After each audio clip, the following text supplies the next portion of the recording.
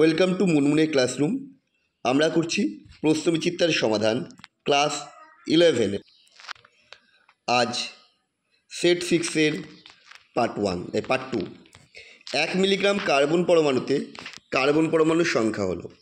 আচ্ছা, কার্বন পরমাণু তো 12, তাহলে 12 গ্রাম থেকে মিলিগ্রামে গেলে 10⁻³ আছে। অ্যাভোগাড্রো সংখ্যক 1 মিলিগ্রামে কত? এটা করলে এটা আসছে, দেখো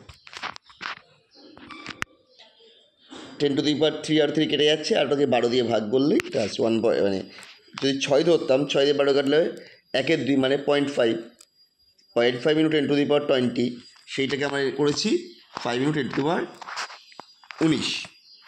অর্থাৎ এটা হয়ে যাচ্ছে আমাদের অপশান বি। চলো পরের কোশ্চেনে চলে যাই।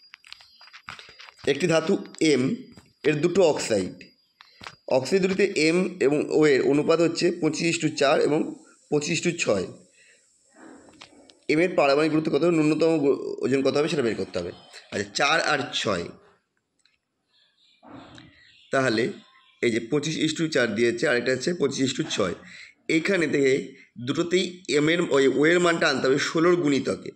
একটা 16 100 আর 48 200। এই 16 100টা যেটা এসছে সেটাকে আমি যদি 48-এ কনভার্ট করি তাহলে এটাই আসছে 300:48। তাহলে এটাতে পাচ্ছি 300, এটাতে পেয়েছি 200। তাহলে এর মধ্যে ন্যূনতম কোনটা? 200। তাহলে আমার অ্যান্সার যাবে অপশান ডি। পরের কোশ্চেন, 100 ml 0.02 NH2 উপরে অণুর সংখ্যা কত?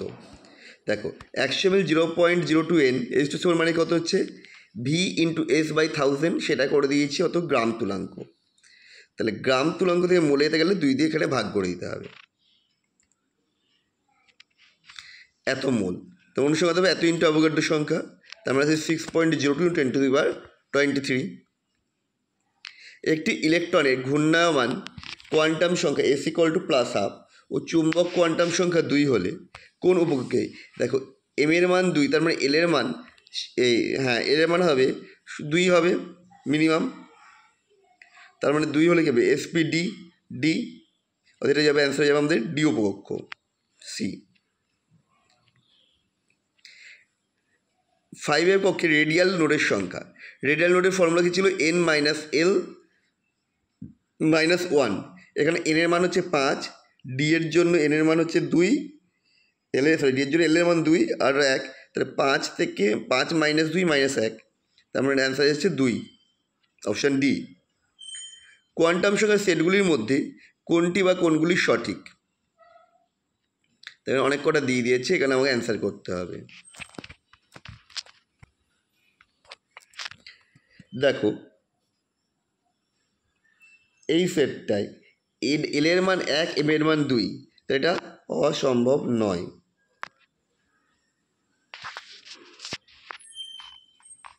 এটাই দেখো এন এর মানের থেকে এল এর মান বেশি, এটাও হওয়া সম্ভব নয়।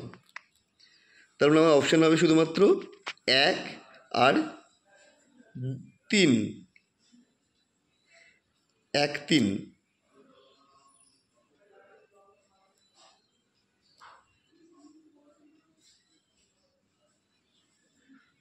না, 1-এরটাও সম্ভব নয়, এন আর এল এর মান সমান হয়ে গেছে, তাহলে অ্যান্সার হবে শুধু 3, অপশান সি।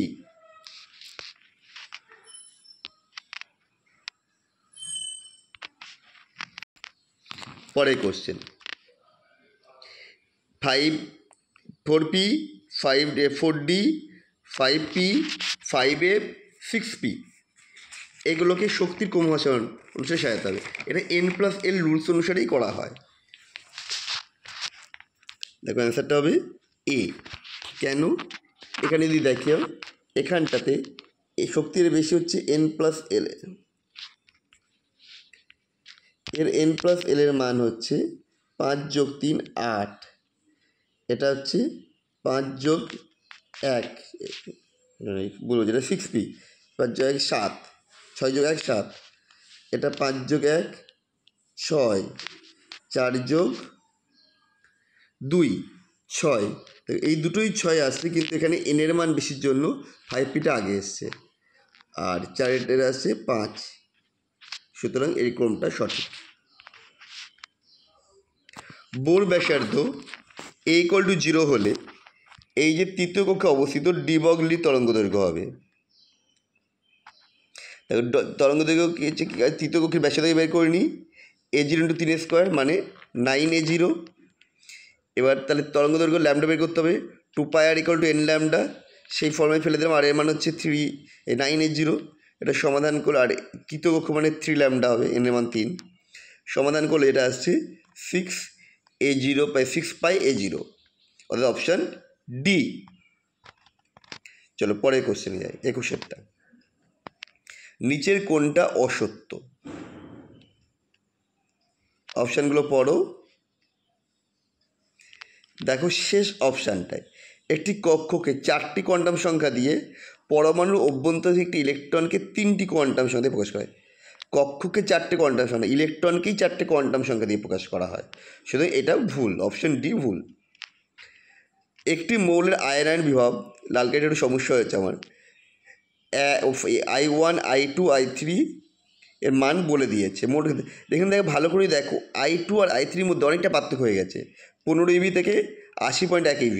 সুতরাং এখানটাতে দ্বিতীয় থেকে তৃতীয় শক্তিটা, আয়নের শক্তিটা অনেক বেশি হয়েছে, অর্থাৎ যোজ্যতার দুই কক্ষে দুটো ইলেকট্রন রয়েছে।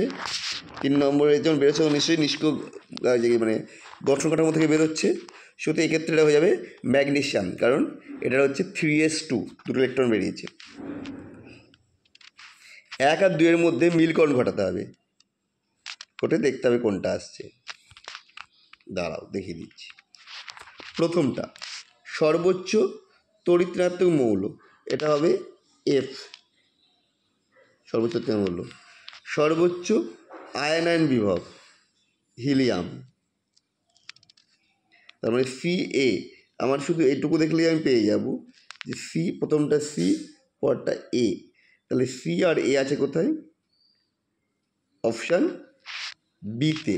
তাহলে আমার অ্যান্সার হয়ে যাবে অপশান বি, বাকিগুলো না দেখলেও চলবে, আর এখানে দেখলে অপশান দেখে মিলিয়ে নিতে পারো তুমি একবার, ঠিক আছে? পরে কোশ্চেন দেখো, লিথিয়াম ও ম্যাগনেসিয়ামের মধ্যে কর্ণ সম্পর্ক আবদ্ধ, অবশ্যই এটা সঠিক। পর্যায় সারণীতে LIMG কোনাকুনিভাবে অবস্থান করে, এটাও সঠিক, কিন্তু এর জন্য এই আছে বলেই যে রাসায়নিক ধর্মটা এক হয়, সেই ব্যাখ্যাটা কিন্তু এখানে সঠিকভাবে করা নেই। তার মানে এ আর উভয়ই সঠিক, কিন্তু ব্যাখ্যাটা সঠিক, অপশান ডি।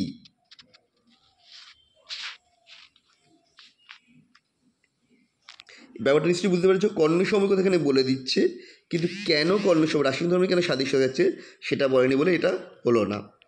সুতরাং আমাদের ভিডিওটা তোমাদের কেমন লাগলো কমেন্ট করে জানিও। আবার দেখা হবে নেক্সট ভিডিওতে।